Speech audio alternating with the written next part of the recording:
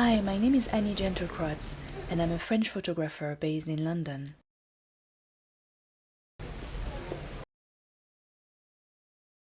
When I research for a photo project, I'm constantly on the lookout for information, documents, books, and films that could help me understand the topic better.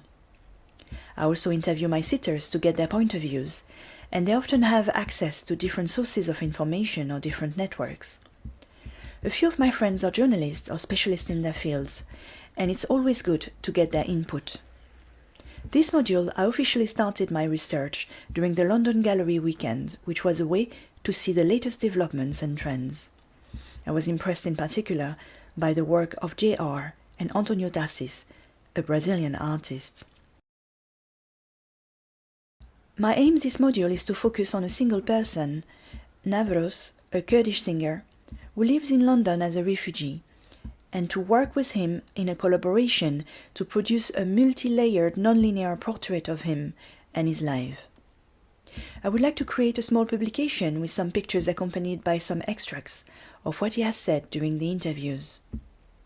Collaboration is key in my work. As Ariela Azoulay said it, photography consists of collaboration, as photography is usually practiced in the presence and with the assistance of several individuals. She says, "For decades, the common figure of the photographer was identified as a male figure, roaming around the world and pointing his camera at objects, places, people, and events, as if the world was made for him. And when he's done with his camera, he can vanish from people's worlds in the same way that he appeared in them, at once." And she praises the work of Susan Meiseles and Wendy Ewald, who have especially helped us to understand the many dimensions of the photographer's complex relationship with others participating in the event and act of photography. For this collaborative project, I looked in particular at the work by Susan Meiseles with women victims of domestic violence and the resulting book, A Room of Their Own. It includes pictures of these women and their rooms and children, but also pictures of handwritten notes with quotes and drawings by these women. I looked at the way Wendy Ewald worked with different groups of students or women, empowering them by letting them take the pictures of their surroundings, of themselves, of their dreams, by letting them alter and draw on the pictures. I explored further the work by Marilyn Mark with a young prostitute that she followed over 30 years.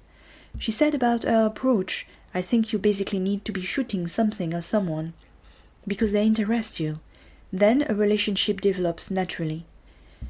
I don't know if I'd call it intimacy, sometimes it is. It speaks to a particular kind of relationship between photographer and subject. In Tiny Streetwise Revisited, she photographed this young homeless prostitute nicknamed Tiny over 30 years. The book contains pictures, but also snippets of conversations that give you a feel for the situation at the time.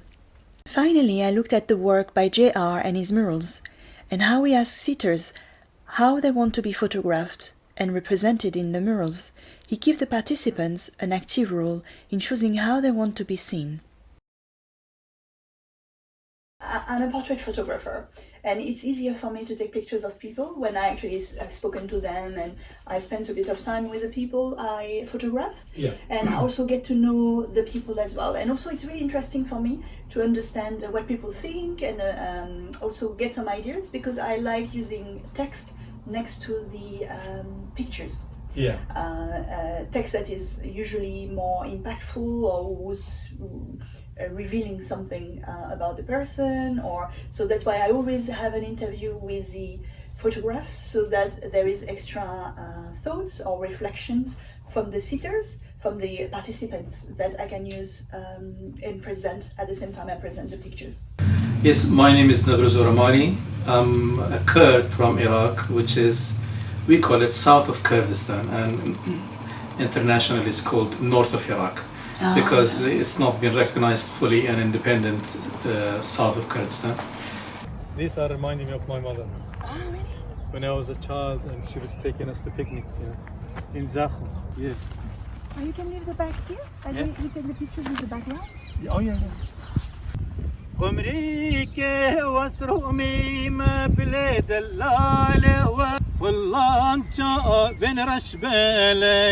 عشقك چکا گندیم اس عاشق لیلی کجا کردم وای وای اس معشوق لیلی کجا کردم وای وای کجا کردم وای وای.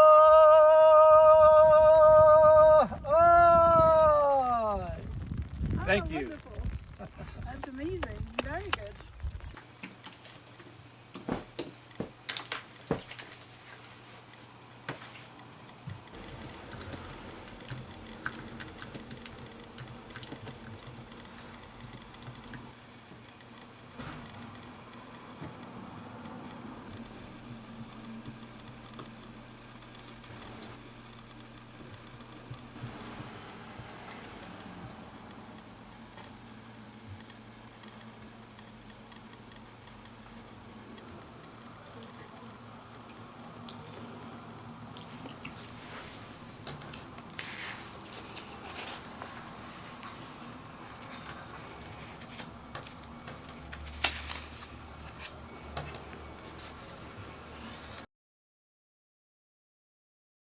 Firstly, I shoot digitally and process all my images on a computer, so there are no toxic substances involved in the process.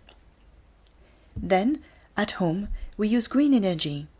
My husband works in the renewable energy sector, and he found this company called Octopus Energy, providing electricity produced by solar and wind farms. I generally organize the shoots and interviews to be at home or close to my house, or the house of the participants, and I do travel by public transport. This reduces the carbon footprint of my journeys. I produce my drafts digitally and only print near final versions. Finally, I found a company called Mixem to print my books and booklets with plant-based ink and on recycled paper.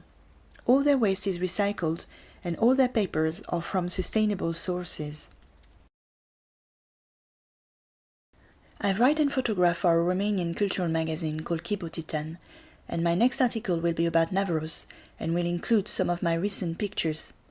I have produced a booklet with pictures of Nawroz, and this could be a promotional tool for him as a singer and for me as a photographer.